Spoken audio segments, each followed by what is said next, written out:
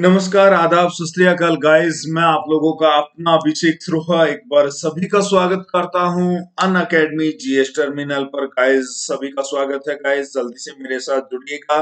और आज हम लोग डिस्कस करने वाले हैं सबसे इम्पोर्टेंट पार्ट पर, और जो कि हमारा पार्ट है गाइस, सर्कुलेटरी सिस्टम। गाइस जो लोग नए जुड़ रहे हैं, मैं उनको बता दूं कि मैं आपका अपना अभिषेक सरोहा, जो आप लोगों के साथ डील कर रहा है कंप्लीट बायोलॉजी के अंदर, कंप्लीट फिजिक्स और कंप्लीट केमिस्ट्री के अंदर। गाइस आप लोगों की एसएससी सीजीएल की नोटिफिकेशन आ चुकी है। अब आप लोग तैयार हो जाइएगा, क्योंकि अब समय बहुत कम है। आपका पेपर मई में स्टार्ट है गाइस, अब समय बहुत कम है, तैयार रहें आप लोग मुझे अन अकेडमी प्लस पर भी फॉलो कर सकते हैं गाइस। अन अकेडमी प्लस में मेरे प्लस कोर्स के अंदर जुड़ सकते हैं। उसके लिए आपको सब्सक्रिप्शन की जरूरत होगी गाइज, और सब्सक्रिप्शन के लिए गाइज क्या करना होगा गाइज, आप लोगों को मेरा कोड यूज करना होगा एबीएस लाइव। मेरा कोड यूज करना होगा गाइज आप लोगों को एबीएस लाइव। और जैसे ही आप लोग मेरा कोड यूज करते हैं तो आपको क्या मिलने वाला है, यहाँ पर डिस्काउंट मिलने वाला है, काफी डिस्काउंट मिलने वाला है गाइज, ध्यान रखेंगे आप लोग। तो इस कोड को ना भूलें आप लोग। तो आप आइए, मैं आपको बताता हूँ हमारे प्लस के फीचर्स क्या होते हैं। आपको यहाँ ईच सब्जेक्ट के लिए, हर सब्जेक्ट के लिए क्या मिलेगी गाइस, लाइव क्लास मिलेगी आप लोगों को, याद रखिएगा। हर एग्जाम के लिए, ईच एग्जाम के लिए, मतलब कि हर एग्जाम के लिए लाइव क्रैश कोर्स मिलेगा। वीकली टेस्ट कंडक्ट होते हैं गाइस, वो भी लाइव मोड में टेस्ट कंडक्ट होते हैं आप लोगों के। डाउट सॉल्विंग सेशंस होते हैं गाइस, ये भी डाउट सॉल्विंग सेशंस किस मोड में होते हैं, लाइव मोड में होते हैं। ड्यूल मीडियम में आप लोगों को नोट्स प्रोवाइड किए जाते हैं गाइस, हिंदी एंड इंग्लिश में ड्यूल मीडियम में नोट्स प्रोवाइड किए जाते हैं। रैंक इंप्रूवमेंट बैचेस होते हैं गाइस, जो आप लोगों को हमेशा बूस्ट अप करते हैं आपके कॉन्फिडेंस लेवल को। ये हमारे क्या है, अन अकेडमी प्लस के फीचर्स। इन फीचर्स का आप लोग बेनिफिट उठा सकते हो सब्सक्रिप्शन लेकर।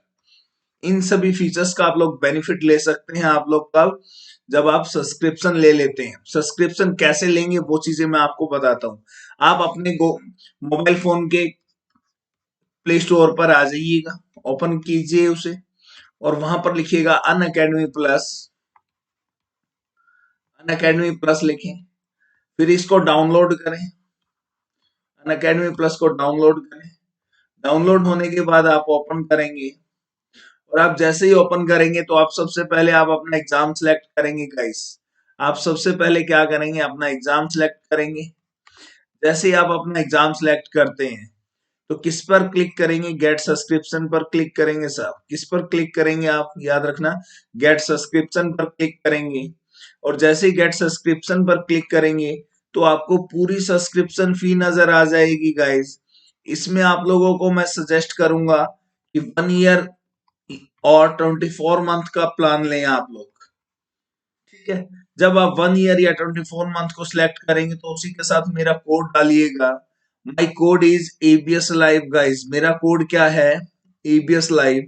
इसको क्या कीजिएगा, मेरे कोड को अप्लाई कीजिएगा। अप्लाई पे क्लिक करें, मेरा कोड डाल के एबीएस लाइव, और आप देखेंगे कि जो आपका 1 ईयर का प्लान था उसकी जो फी है गाइस, वो आफ्टर डिस्काउंट कितनी हो गई है, 5400 rupees. 5400 rupees after applying my code, and my code is ABS live guys. मेरा कोड क्या है, एबीएस लाइव। इसको याद रखेंगे आप लोग, हमेशा याद रखेंगे गाइस। एबीएस लाइव से आप क्या कर सकते हैं, सब्सक्रिप्शन ले सकते हैं। बहुत अच्छे, यहाँ तक किसी को दिक्कत होगी, मेरे हिसाब से कोई दिक्कत नहीं होगी गाइस। आइएगा, आज बात करते हैं सर्कुलेटरी सिस्टम में। आज की क्लास में हम लोग बात करने वाले हैं किस पर गाइस, सर्कुलेटरी सिस्टम पर बात करने वाले हैं। तो सर्कुलेटरी सिस्टम क्या है, इसके बारे में हम सबसे पहले चीजों को देखते हैं। सर्कुलेटरी सिस्टम, तो गाइस याद रखिएगा, ये जो सिस्टम है ये दो ऑर्गन से मिलकर बना हुआ है। इसके अंदर हमारी बॉडी के 2 ऑर्गन इंक्लूड होते हैं, 2 ऑर्गन से मिलकर बना हुआ होता है। तो वो 2 ऑर्गन कौन कौन से होते हैं गाइस, इसमें फर्स्ट होता है आपका ब्लड, दूसरा होता है इसमें आपका हार्ट। ब्लड और हार्ट से मिलकर क्या बना हुआ है, सर्कुलेटरी सिस्टम। बात आती है कि इस सिस्टम की खोज किसने की थी गाइस। सिस्टम की खोज किसने की थी, डिस्कवरी किसने की थी, खोज। की डिस्कवरी किसने की थी? तो याद रखिएगा, जो सर्कुलेटरी सिस्टम है इसकी जो खोज की गई थी वो किसके द्वारा खोज की गई थी गाइस? बड़े ध्यान से सुनेंगे आप लोग। इसकी जो खोज की गई थी, ये खोज की गई थी आपके विलियम हार्वे जी के द्वारा।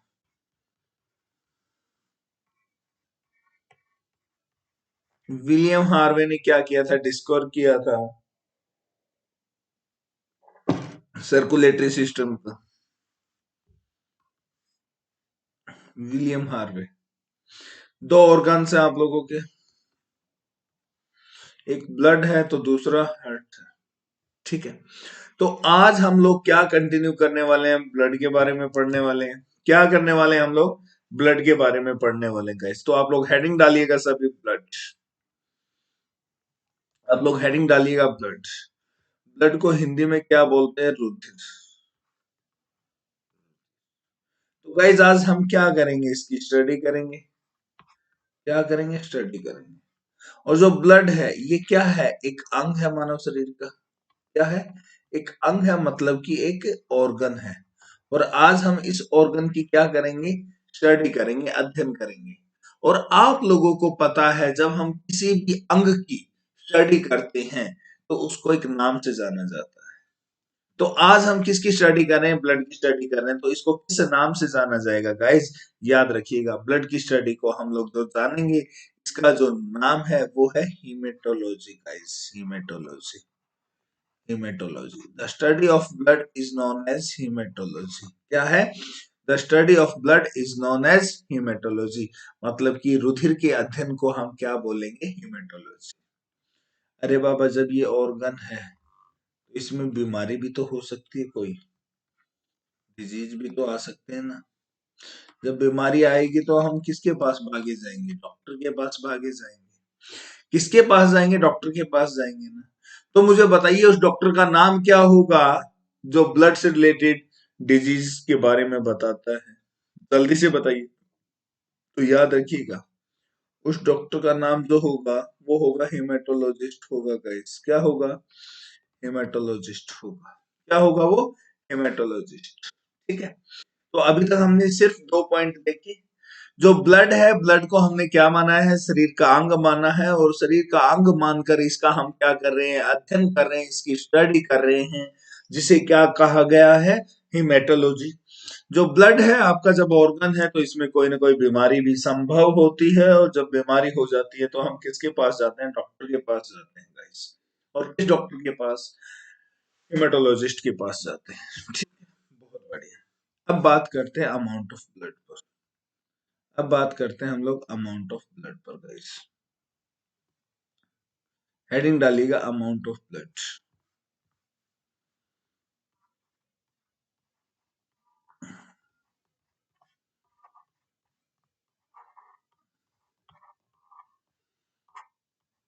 Amount of blood.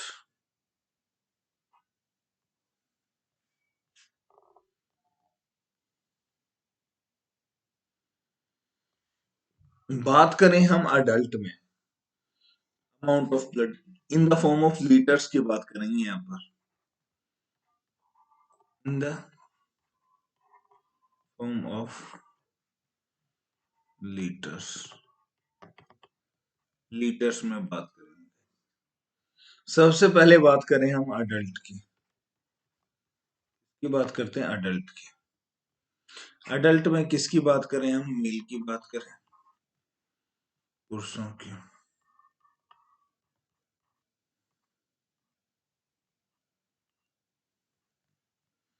और बात करें किसकी? मेल की। ये भी तो अडल्ट में ही आएंगी गाइस। तो याद रखिएगा, पुरुषों के अंदर जो अमाउंट ऑफ ब्लड होगा गाइस, वो कितना होगा? 5 से लेकर 6 लीटर। पुरुषों में अमाउंट ऑफ ब्लड कितना होगा? 5 से 6 होगा।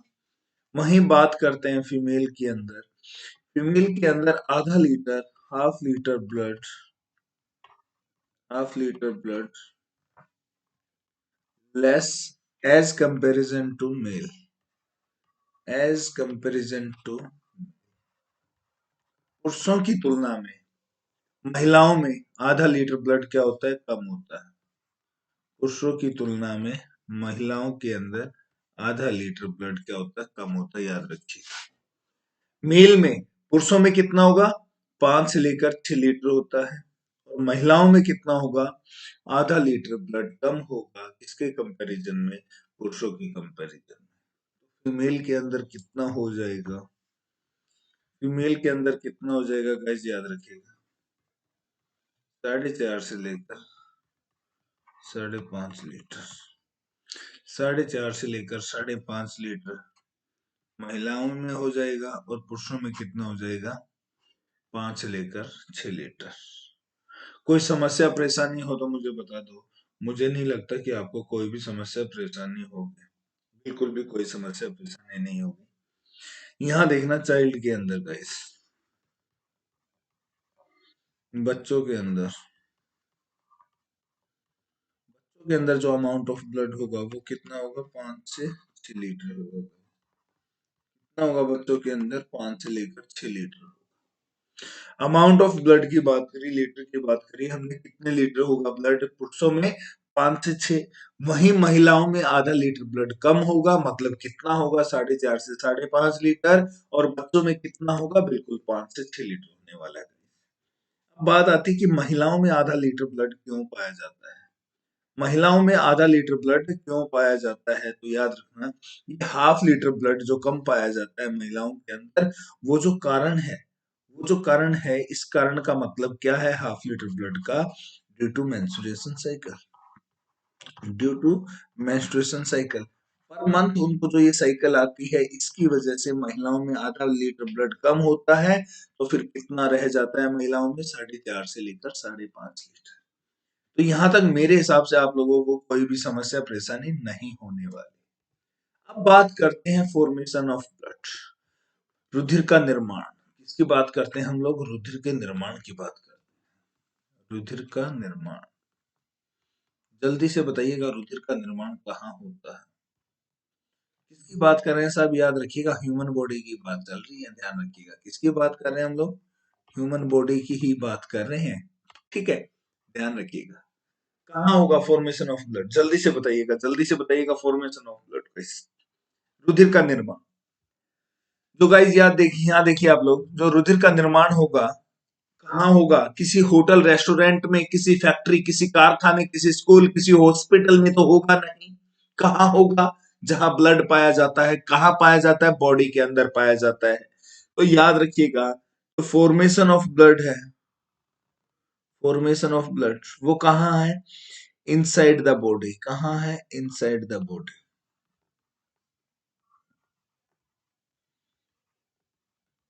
इनसाइड द बॉडी, शरीर के अंदर। रुधिर का निर्माण कहाँ होगा, शरीर के अंदर। अब भाई इनसाइड द बॉडी बहुत सारे क्या है, ऑर्गन है, क्या है, बहुत सारे ऑर्गन है, बहुत सारे क्या है, अंग है। मानते इस बात को। फॉर्मेशन ऑफ ब्लड, रुधिर का निर्माण कहाँ, मानव शरीर के अंदर। मानव शरीर के अंदर तो बहुत सारे अंग है, तो किसी न किसी अंग में तो होगा ना, और उस अंग का कोई ना कोई नाम तो होगा ही होगा। तो क्या नाम है उस अंग का, याद रखिएगा, बोन मैरो। उसका नाम क्या है, बोन मैरो गाइस। क्या है उसका, बोन मैरो, बोन मैरो, अस्थि मज्जा। उस अंग का नाम क्या है, अस्थि मज्जा है, ध्यान रखिए, अस्थि मज्जा। अंग का नाम क्या है उसका, अस्थि मज्जा, बोन मैरो। अब आपके बात आएगी दिमाग में, ये बोन मैरो पाया कहाँ जाता है, पाया कहाँ जाता है,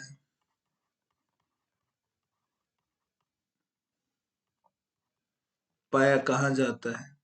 दूसरा क्वेश्चन क्या उठेगा आपके दिमाग में, कि पाया कहाँ जाता है और इसका आकार कैसा होता है, आकार कैसा होता है, आकार कैसा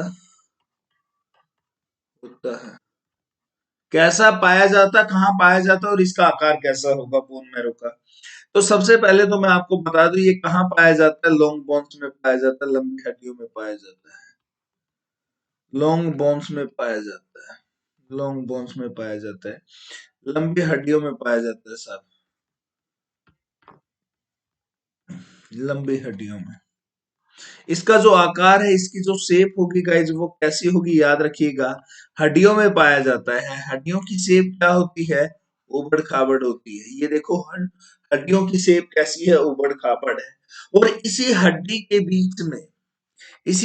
बीच में ये क्या होता है? बीच में से तो पतला होता है और ऊपर की तरफ मोटा होता है। सेम नीचे से भी क्या होता है? मोटा होता है। ऊपर से भी मोटा और नीचे से भी मोटा। ये क्या है? इसका आकार है। ये क्या है? इसका आकार है। ये क्या है? इसका आकार है। ऊपर से भी मोटा और नीचे से भी मोटा। ये क्या रहेगा? इसका आकार रहेगा। अब देखेंगे कि ये जो लॉन्ग बोन में पाया गया, इसको क्या करेंगे हम लोग? इसे बाहर निकालते हैं लॉन्ग बोन से। देखो मैंने ये बाहर निकाला, ये दिखाई दिया। सिर्फ क्या मिला आपको? ये मिला। जब आपको ये मिला तो अब आपको पता लग गई होगी इसकी शेप किस जैसी होगी। तो याद रखिएगा, इसकी शेप आपके डंबल जैसी है। कैसी है? डंबल जैसी है। डंबल जैसी आकृति है। कैसी है? डंबल जैसी आकृति है। डंबल जैसी आकृति है। डंबल जैसी। तो पता लग गया आपको।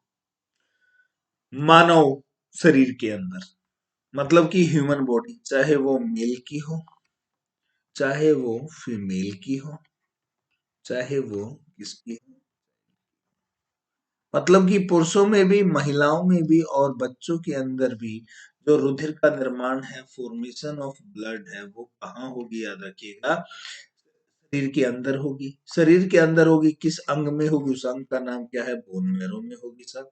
बोन मैरो पाया कहाँ जाता है? किस आकार का होता है? तो याद रखिएगा, लॉन्ग बोन्स में पाया जाता है, लंबी हड्डियों में पाया जाता है, और इसका आकार जो होता है वो डंबल जैसा आकार होता है। कैसा आकार होगा? डंबल जैसा आकार होगा। यहाँ तक कोई दिक्कत मेरे हिसाब से आप लोगों को कोई भी दिक्कत नहीं होनी चाहिए। आगे बढ़ते हैं, अब बात करते हैं नेचर एंड टेस्ट की। नेचर एंड टेस्ट की। तो सबसे पहले मैं आप लोगों को टेस्ट की बात करता हूँ। इसमें किसकी बात करते हैं? टेस्ट की बात करते हैं, उसके बाद हम नेचर पर चलेंगे। देखो यार, अक्सर आप लोग क्या करते थे जब घर में कोई काम करते थे, हम छोटे से बच्चे होते थे या पेंसिल छील रहे होते थे, तो उंगली पर कभी ना कभी कोई चोट लग जाती थी। आपकी फिंगर पर कोई ना कोई हल्की फुल्की क्या होती थी? चोट लग जाती थी। और जब फिंगर पर कोई भी चोट लगती थी और फिंगर से चोट लगने के बाद ब्लड निकलना शुरू होता था, ब्लड निकलता था, ब्लड बाहर आता था, तो आप इस फिंगर को क्या करते थे? आप अपने माउथ में डाल लेते थे, अपने मुंह में डालते थे, अपने मुंह में डालते थे। और आपके माउथ में, आपके मुंह में क्या है? आपकी टंग बैठी हुई है। क्या बैठी हुई है? आपकी टंग होती है। बाबा क्या हुआ? उंगली पर चोट लगी थी, ब्लड निकल रहा था। आपने क्या किया? फिंगर को मुंह में डाल लिया, और आपके मुंह में क्या है? टंग है। तो मतलब कि फिंगर से निकलने वाला ब्लड कहाँ गिरेगा? आप आपकी टंग पर आ गिरेगा। मतलब कि फिंगर से निकलने वाला ब्लड कहाँ पर गिर रहा है? सीधा सीधा आपकी टंग पर गिर रहा है। और जो टंग है वो क्या करती है? याद रखिएगा, टेस्ट प्रोवाइड करती है। वो क्या करती है? टेस्ट प्रोवाइड करती है। वो क्या करती है? टेस्ट प्रोवाइड करती है, आपका स्वाद बताती है। आपका स्वाद बताती है। याद रखना, उस समय ब्लड का टेस्ट कैसा होता था? सोल्टी होता था। आज भी सोल्टी है, बट आज हम ऐसी गलतियां नहीं करते कि चोट लग जाए तो उंगली को मुंह में डाल लेते हैं। आज हम ऐसा नहीं करते, क्योंकि ये चीजें बचपन में करते थे। तो बचपन में ही हमें क्या पता लगा था? टेस्ट का पता लगा था। अब कैसा टेस्ट है इसका? नमकीन है। अब भी नमकीन है और बचपन में भी नमकीन था ब्लड का। आया समझ में? तो जो ब्लड का टेस्ट होता है वो कैसा होगा? सॉल्टी होगा, नमकीन होगा। यहाँ तक कोई दिक्कत मेरे हिसाब से आप लोगों को यहाँ तक कोई भी समस्या, परेशानी बिल्कुल भी नहीं हो सकती। फिर बात करते हैं नेचर ऑफ ब्लड की गाइस। बात करते हैं किसकी? नेचर की। नेचर ऑफ ब्लड की बात। Nature of blood. Nature of blood हमें किससे पता लगेगा? पीएच की वैल्यू से पता लगेगा। शायद किससे पता लगेगा? पीएच की वैल्यू से पता लगेगा। अब बात आती है पीएच है क्या? तो याद रखिएगा, जो पीएच होता है गाइस, याद रखिएगा, मैं बता रहा हूँ आप लोगों को। जो पीएच होता है वो क्या होता है? Potential of hydrogen. Potential of hydrogen, pH क्या होता है? पोटेंशियल ऑफ हाइड्रोजन होता है। कोई दिक्कत यहाँ तक? मेरे हिसाब से आप लोगों को कोई भी दिक्कत समस्या नहीं होगी। जो आप लोगों का पोटेंशियल ऑफ हाइड्रोजन है पीएच, ये क्या है? एक इंस्ट्रूमेंट है सर, ध्यान से सुनना। ये क्या है? आपका एक इंस्ट्रूमेंट है, यंत्र है सर। अरे बाबा, ये कैसा इंस्ट्रूमेंट है? याद रखिएगा, स्केल टाइप इंस्ट्रूमेंट है। कैसा है ये? Scale type instrument. Scale type instrument. जब ये स्केल टाइप इंस्ट्रूमेंट है तो आपको पता होगा कि स्केल कैसा होता है, कुछ ऐसा होता है जिसकी क्या होती है, कुछ ना कुछ रेंज होती है, जिसकी कुछ ना कुछ क्या होती है, रेंज होती है। तो इसकी जो रेंज होती है वो कितनी होती है? 0 to 14। याद रखिएगा, पीएच स्केल की जो रेंज है वो कितनी होती है? 0 to 14। और ये किसने बताया था? इसकी जो खोज की गई थी, जो डिस्कवरी की गई थी गाइस, इसकी डिस्कवरी की गई, जो खोज की गई, वो किसके द्वारा की गई थी? आप लोग याद रखिएगा, जो इसकी पीएच वैल्यू है, मतलब कि पीएच की जो खोज की गई थी, वो सोरेनसेन के द्वारा की गई थी। के द्वारा? सोरेनसेन के द्वारा। सोरेनसेन ने इसको खोजा था और उसी ने बताया था कि इसकी full form potential of hydrogen होती है। उसी ने बताया। ये इंस्ट्रूमेंट है, ऐसा एक स्केल टाइप इंस्ट्रूमेंट है। तो इसकी रेंज कितनी है? 0 से लेकर 14 है। ये सारी सूचनाएं किसने दी? सोरेनसेन ने दी। और सोरेनसेन ने बताया कि ये इंस्ट्रूमेंट कैसा है, कि ये नेचर के बारे में बताता है। किसके बारे में बताता है? नेचर के बारे में। कैसे? मतलब कि कोई चीज एसिडिक फॉर्म में है या बेस फॉर्म में है या फिर वो न्यूट्रल अवस्था में है, ये सारी जानकारी कौन प्रोवाइड करता है आपको? पीएच स्केल करता है। वो कैसे करता है? सोरेनसेन ने ऐसे बताया कि पीएच स्केल का एक मिड पॉइंट होता है 7। यदि किसी की वैल्यू 7 से कम है और 0 की तरफ जाती है, 7 से कम है और 0 की तरफ जाती है, तो उसकी जो फॉर्म होगी वो कौन सी होगी? एसिडिक फॉर्म होगी। कौन सी फॉर्म होगी? अम्लीय अवस्था होगी उसकी। कौन सी होगी? अम्लीय अवस्था। यदि 7 से ज्यादा है और 14 की तरफ है, 7 से ज्यादा है और 14 की तरफ है, 7 से बड़ी है और 14 की तरफ है, तो उसकी जो फॉर्म होगी वो कौन सा होगा? बेसिक फॉर्म में होगा।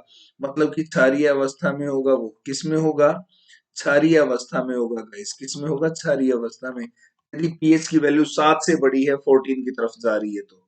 और यदि पीएच की वैल्यू 7 पर ही अटक जाती है, वो 7 ही आती है, तो याद रखना 7 पर पीएच क्या होता है? न्यूट्रल होता है गाइस। क्या होता है? न्यूट्रल होता है, उदासीन होता है। क्या होता है? उदासीन होता है।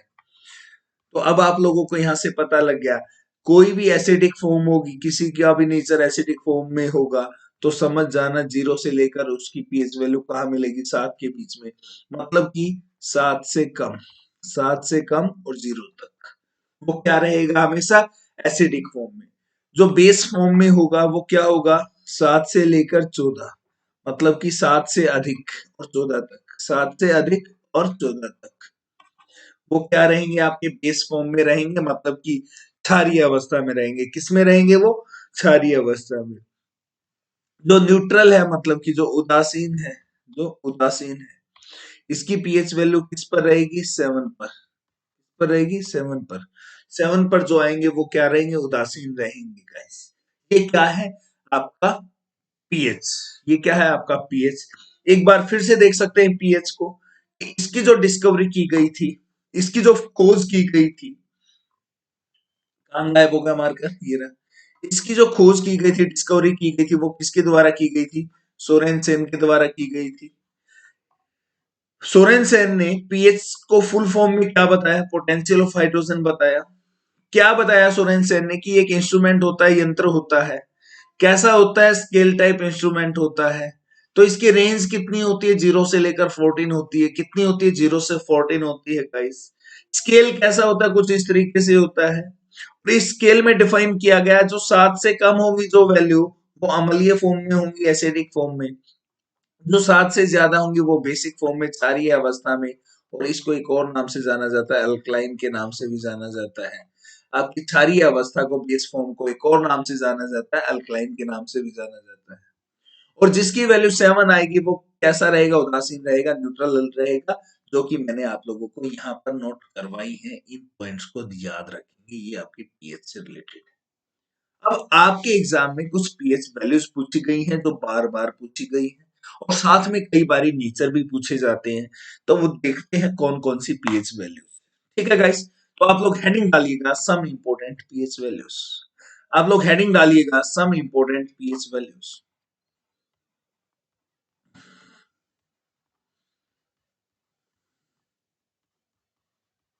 सम इंपोर्टेंट पीएच वैल्यूज। सम इंपोर्टेंट पीएच वैल्यूज, सबसे पहले रहेगा मरीन वाटर।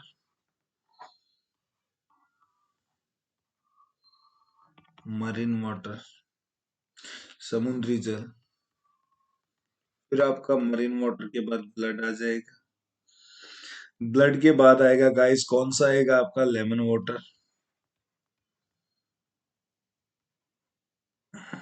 Lemon water.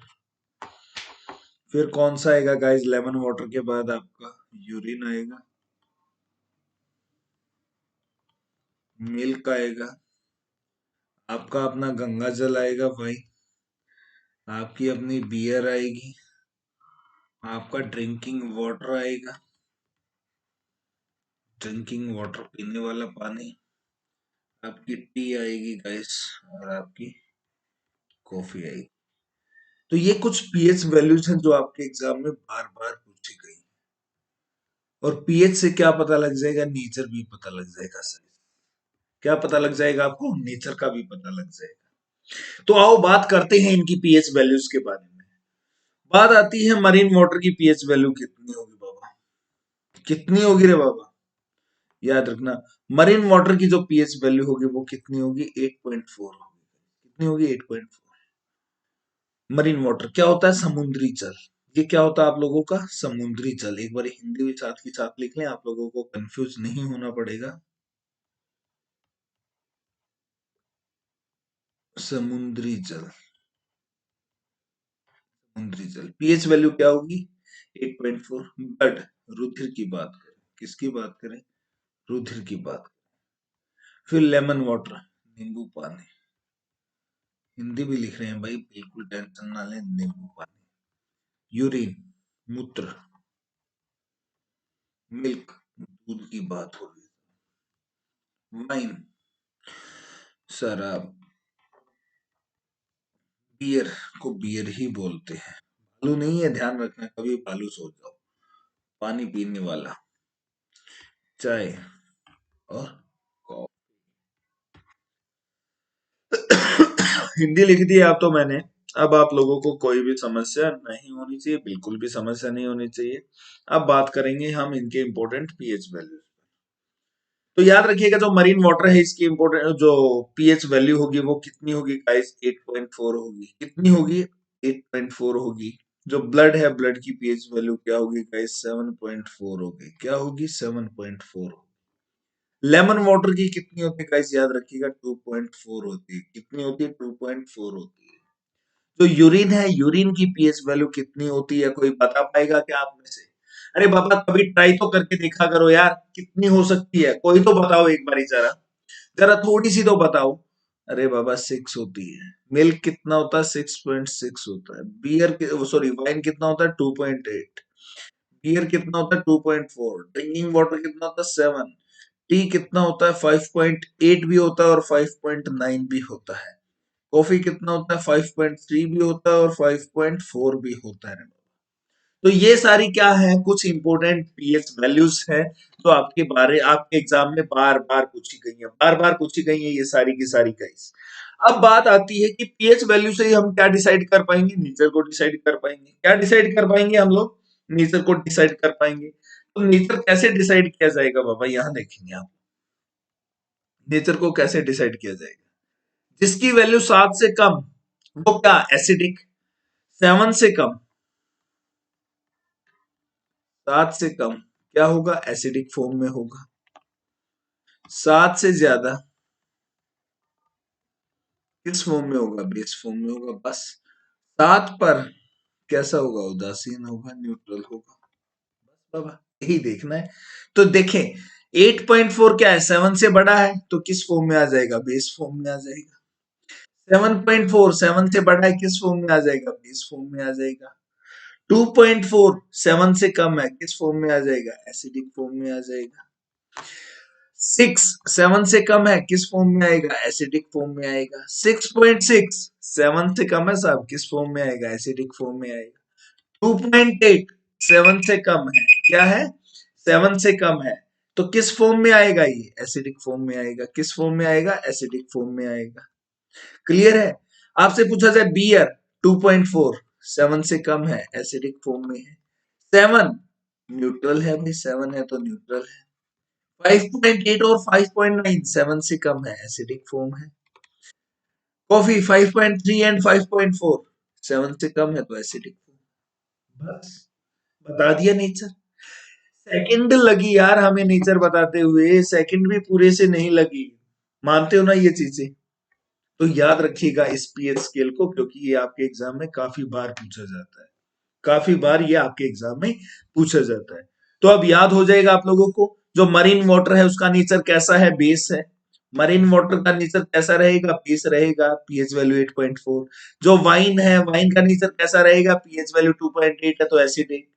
पूछा जाए लेमन वाटर, लेमन वाटर का नेचर कैसा है यार, पीएच याद रखना 2.4 होती है तो नेचर क्या होगा, एसिडिक। तो अब क्वेश्चन में क्या पूछा गया था आप लोगों से, नेचर ऑफ ब्लड पूछा गया था, नेचर ऑफ ब्लड।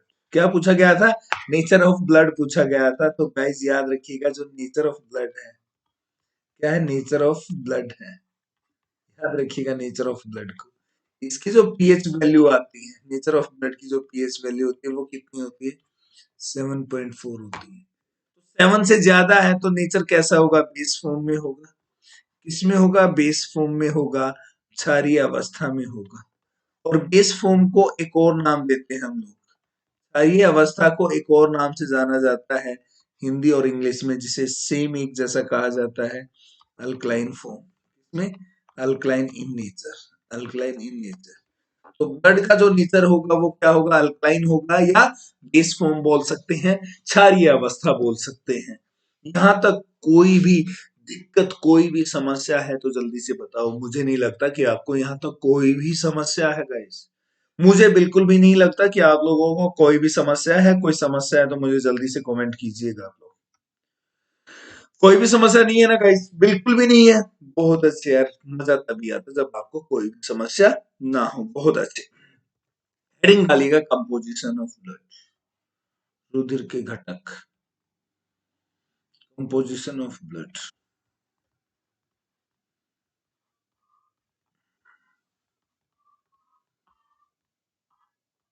रुधिर के घटक,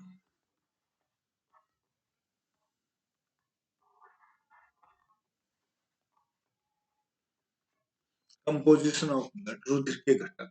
जल्दी से बताइएगा आप लोग, कंपोजिशन ऑफ ब्लड, रुधिर के घटक।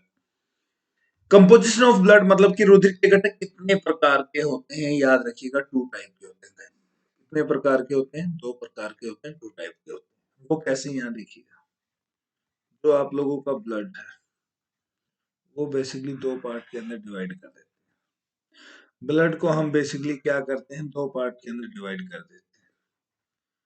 एक होता है आपका ब्लड प्लाज्मा, एक होता है ब्लड प्लाज्मा, और दूसरे होते हैं ब्लड कार्पसल्स। दूसरे होते हैं आप लोगों के blood corpuscle.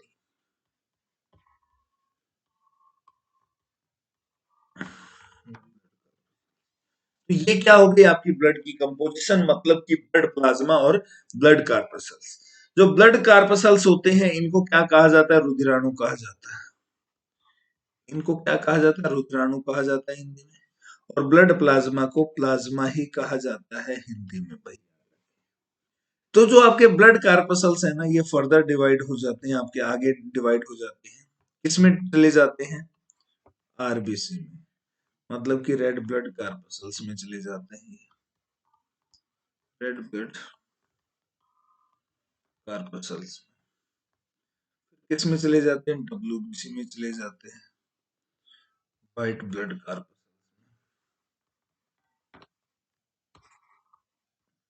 White blood corpuscles में। और फिर किस में आ जाते हैं? प्लेटलेट्स में। फिर किस में आ जाते हैं? प्लेटलेट्स में।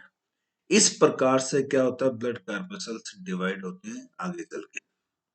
तो ओवरऑल देखा जाए कि बॉडी के अंदर जो ब्लड होता है, ओवरऑल की बात कर रहा हूं मैं, कि ओवरऑल देखा जाए बॉडी के अंदर जो ब्लड होता है वो कितना होता है? 100%। कितना होता है?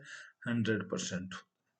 इसी 100% में सबसे ज्यादा पार्ट किसका होता है? प्लाज्मा होता है। क्यों? ये 100% क्या होगा? डिवाइडेड होगा इसमें, प्लाज्मा और ब्लड कार्पसल्स में। तो प्लाज्मा कितना होता है? 55% होता है, और रिमेनिंग 45% क्या होते हैं? आपके कार्पसल्स होते हैं। और यही 45% आपका डिवाइड होता है रेड ब्लड कार्पसल्स में, मतलब कि 41% में, डब्ल्यूबीसी 3% में, और प्लेटलेट्स 1% के अंदर। ऐसे ही डिवाइडेड होता है। आया समझ में? कोई दिक्कत? तो यहां से क्या पता लगा? आरबीसी, डब्ल्यूबीसी, प्लेटलेट्स और ब्लड प्लाज्मा, ये सभी मिलकर ब्लड को 100% कंप्लीट करते हैं। मतलब कि जो ब्लड बना हुआ है चार चीजों से मिलकर बना होता है। जो ब्लड बना हुआ है वो मेनली चार चीजों से मिलकर बना होता है, जिसमें क्या होते हैं आपके? प्लाज्मा होता है, आरबीसी होता है, डब्ल्यूबीसी होता है, और प्लेटलेट्स होते हैं। अब क्वेश्चन क्या पूछा जाता है यहां देखना आप। क्वेश्चन क्या पूछा जाता है यहां देखेंगे आप।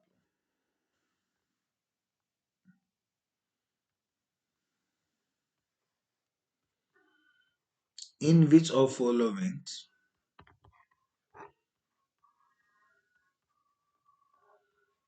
in which of the followings contain maximum amount of the blood? Maximum amount of contain maximum amount of option क्या होगा? आरबीसी, बीसी,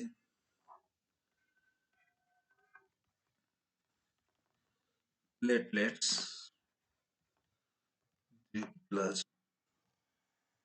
जल्दी से बताइएगा गाइस, इस क्वेश्चन में क्या पूछा गया है? In which of following contain maximum amount of blood. Maximum amount of blood की बात की गई है गाइस। किसकी बात की जा रही है? मैक्सिमम अमाउंट ऑफ ब्लड की बात की जा रही है। जल्दी से बताइएगा आप लोग, जल्दी से बताइएगा कि किसमें मैक्सिमम अमाउंट ऑफ ब्लड पाया जाता है गाइस। हरी अप, रुकने का नहीं रे बाबा, जल्दी से बताने का, जल्दी से बताने का। मैक्सिमम अमाउंट ऑफ, कि रुधिर की मात्रा सर्वाधिक किसमें पाई जाती है? तो आपको दिमाग कहाँ दौड़ाना पड़ेगा रे बाबा? वहीं दौड़ाना पड़ेगा ब्लड की कंपोजिशन में। कहाँ लेकर जाना पड़ेगा आपको? ब्लड की कंपोजिशन में लेके जाना पड़ेगा। जो ब्लड है, ब्लड की कंपोजिशन है वो कितने टाइप की? दो टाइप की। यहाँ पर लेकर आना पड़ेगा आपको दिमाग। इसमें क्या है? आपका प्लाज्मा है, और दूसरे क्या है आपके? कॉर्पसल्स है। दूसरे क्या है आप लोगों के? कॉर्पसल्स, जिनको हिंदी में क्या बोलते हैं? रुधिराणु। रुधिराणु। कार्पसल्स को डिवाइड किया गया किसके अंदर? आरबीसी में, डब्ल्यूबीसी में, और किसके अंदर? प्लेटलेट्स के अंदर। और किसके अंदर गाइस? प्लेटलेट्स के अंदर। तो ब्लड कितना है आप लोगों का? 100%। ब्लड कितना आप लोगों का? 100% है, मानते हो ना? इसी 100% में जो प्लाज्मा है वो प्लाज्मा कितना है? 55%।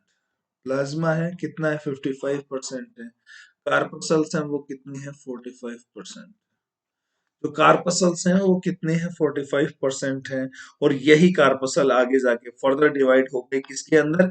41 आरबीसी, 3 डब्ल्यूबीसी और 1 प्लेटलेट। तो मैक्सिमम कौन हुआ? प्लाज्मा। तो आंसर क्या हुआ? आंसर क्या हुआ गाइस? डी हुआ। आया समझ में? कोई दिक्कत? मेरे हिसाब से आप लोगों को बिल्कुल भी समस्या नहीं होने वाली है इस पार्ट पर। तो यहाँ समस्या होने ही नहीं वाली है आप लोगों को यार। सेम एक क्वेश्चन और दिया जाता है, यहाँ देखेंगे आप लोग क्या क्वेश्चन दिया जाता है। बिल्कुल तो सेम क्वेश्चन होता है यार, थोड़ा सा देखना। यहाँ देखेंगे, in which of following, in which of following contains minimum amount of blood,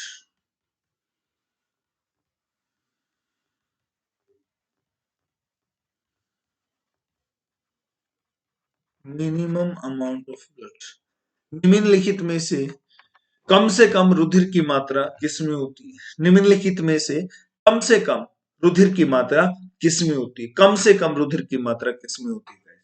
option क्या है? RBC, WBC, platelet, plus. आया समझ में? आरबीसी, डब्ल्यूबीसी, प्लेटलेट और प्लाज्मा। बात किसकी की गई है? मिनिमम की, कम से कम की बात की गई है। की बात की गई क्वेश्चन में, मिनिमम की, कम से कम। तो आपको पता है मिनिमम में कौन है? प्लेटलेट्स आते हैं, जो कि पार्ट किसका है? कॉर्पसल्स का पार्ट। जो कि पार्ट किसका? कॉर्पसल्स का पार्ट है। तो आंसर क्या हो जाएगा? सी हो जाएगा। आंसर क्या हो जाएगा यहाँ पर? सी हो जाएगा गाइस। तो यहां तक कोई दिक्कत है? मेरे हिसाब से आप लोगों को कोई भी दिक्कत समस्या बिल्कुल भी नहीं होगी गाइस, बिल्कुल भी नहीं होगी। तो आज की क्लास की समाप्ति हम लोग यहीं करते हैं। आपसे फिर मुलाकात करता हूं आज रात को 9 बजे। आज रात को मेरी 9 बजे फिर क्लास है, 9 PM इसी चैनल पर क्लास है, अन अकेडमी जीएस टर्मिनल पर, जिस पर हम लोग क्या करने वाले हैं? एमसीक्यूज करने वाले हैं, प्रीवियस ईयर क्वेश्चंस को करने वाले हैं। गाइज आप लोग मेरे साथ बने रहिएगा। प्रीवियस ईयर क्वेश्चंस को करने वाले हैं आज रात को 9 बजे। तो 9 बजे मुलाकात करते हैं गाइज हम लोग। और आप लोग मुझे अन अकेडमी प्लस पर फॉलो कर सकते हैं। अन अकेडमी प्लस पर फॉलो करने के लिए गाइस मैंने बताया था आपको मेरे प्लस कोर्स में जुड़ना पड़ेगा। प्लस कोर्स के लिए आपको क्या लेना पड़ेगा गाइस? सब्सक्रिप्शन लेना पड़ेगा। और इस सब्सक्रिप्शन में आप लोग क्या कर सकते हैं? अपने किसी भी फेवरेट एडुकेटर की क्लास कंटिन्यू कर सकते हैं। कोई भी जो आपका फेवरेट टीचर होता है, एडुकेटर होता है, उसकी क्लास को आप लोग क्या कर सकते हैं? कंटिन्यू कर सकते हैं। सब्सक्रिप्शन के लिए मेरा कोड याद करना पड़ेगा, एबीएस लाइव। सब्सक्रिप्शन के लिए क्या करना पड़ेगा गाइस? मेरा कोड याद करना पड़ेगा। कोड क्या है मेरा? ABS live. तो आप लोग मुझे अन अकेडमी प्लस पर फॉलो कीजिएगा गाइस। और इसके लिए मेरा जो प्रोफाइल लिंक है, इसके लिए जो मेरा प्रोफाइल लिंक है, ऑफिशियल लिंक है गाइस, वो क्या है? स्रोहा अभिषेक 8 1590, स्रोहा अभिषेक 8 1590, ये मेरा क्या है? प्रोफाइल लिंक है गाइस। क्या है? ये मेरा प्रोफाइल लिंक है। तो आप लोग मेरे साथ जुड़े रहिएगा। आप लोग हमारे टेलीग्राम चैनल में जुड़ सकते हैं। टेलीग्राम चैनल पर ये टेक्निकल स्टूडेंट्स के लिए है और नॉन टेक स्टूडेंट्स के लिए जीएस टर्मिनल है guys. GS terminal non tech के लिए, जीएस टर्मिनल http://t.me/